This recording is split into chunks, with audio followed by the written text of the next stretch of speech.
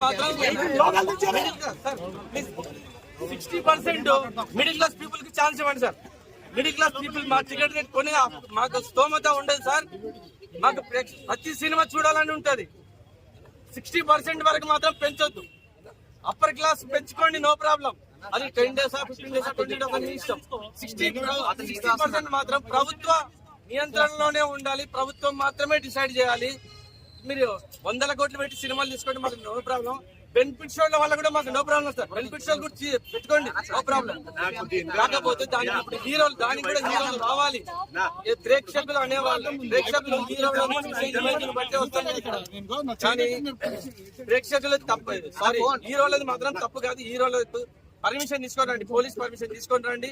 మేము వాళ్ళని చూసి ఆనందపడతాం. ప్రేక్షకులు ఎన్ని పైసలు, ఎన్ని వేలు పెట్టి కానీ టికెట్ చూడడానికి వస్తాం కదా సార్. వచ్చేది ఎందుకు? Hero image